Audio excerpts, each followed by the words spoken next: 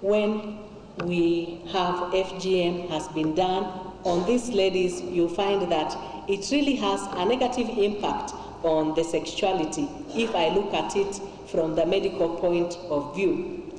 First of all, consummation of marriage may be quite difficult in those cases where even the vaginal orifice has been restitched to a pinhole.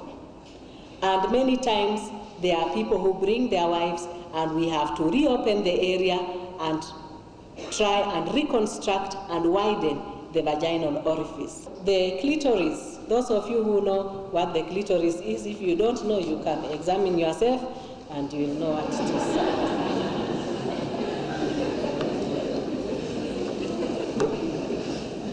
That is one organ in the body that God specifically put there just for sexual enjoyment.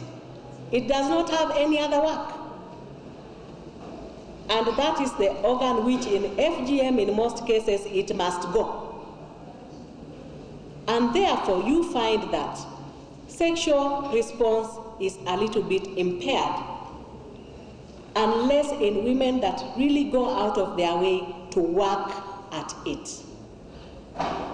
I would say that when we study the physiology of sexual response, and many people will agree with me, the enjoyment, the mutual enjoyment of the sexual act depends on your partner also enjoying it. And if you are enjoying alone, then surely you are missing some percentage of what the fulfillment would be. When FGM is done, there are cases where even the vagina is cut, or you have corrosive substances being inserted inside there. You have heard even police sometimes use inserting paper inside there as a form of torture. Now you can imagine something being inserted there that causes a similar effect, and it is supposed to be a rite of passage. How much harm is done there? You have narrowing of the vaginal orifice.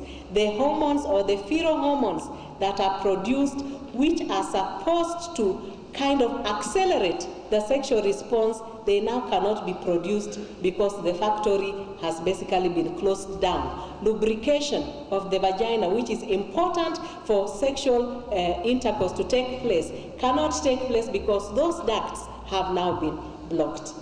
Sometimes we have patients coming who have had FGM done, and they are, they really don't want you to examine them. They don't want you to examine them. Even when they have a problem, they find it very hard to be examined. And they have other things that are working on them that are really diminishing their self-esteem. Some become very anxious or depressed because of all the complications that they have had. And if they end up with other things like infertility and all these medical problems, it makes things even worse. We do have cases of women who have even become mad because of all the different complications they